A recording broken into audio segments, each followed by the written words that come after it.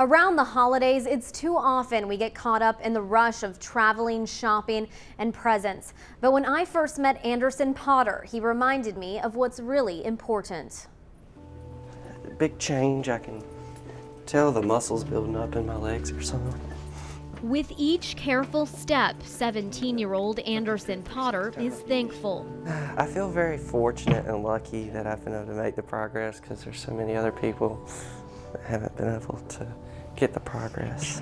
4 years ago, doctors told the Beaufort County teenager he would never walk again. At just 13 years old, he was paralyzed after a friend accidentally shot him in the back while carrying a hunting rifle down a flight of stairs just 2 days after Christmas.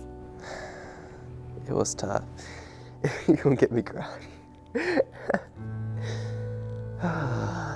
Well, as a father, the first thing I thought about was, what his future was going to hold. As a paraplegic, his first diagnosis, you look at your child and of course you have hopes and dreams of what they could be, and of course some of those dreams were changed by that day. It really brought my spirit down. I mean, it kind of took me to a place I've never been before. It was like a low point in my life, I guess. But it was a low point he and his family weren't willing to accept. Internet research led them to the Shepherd Center in Atlanta, a nonprofit specialty hospital dedicated to rehabilitating patients with spinal cord and brain injuries. Combined with physical therapy at Vidant Medical Center in Greenville, Anderson slowly but surely started making progress. He puts his whole heart into everything that he does, and he's got that internal drive that I wish I could just take and give to other patients.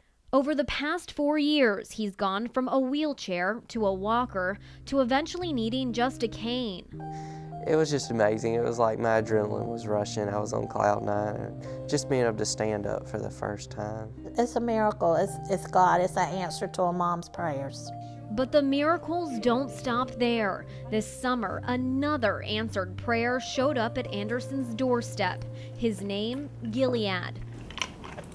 A family in Wilmington donated the dog, and Canines First Service trained him. He means the world to me. He's like my best friend. An inseparable bond. Gilead never leaves Anderson's side. He walks the school hallways, helping to support Anderson's weight. And then there are the simple tasks, the tasks we so often take for granted. Things like helping Anderson turn on lights or pick up things off the floor.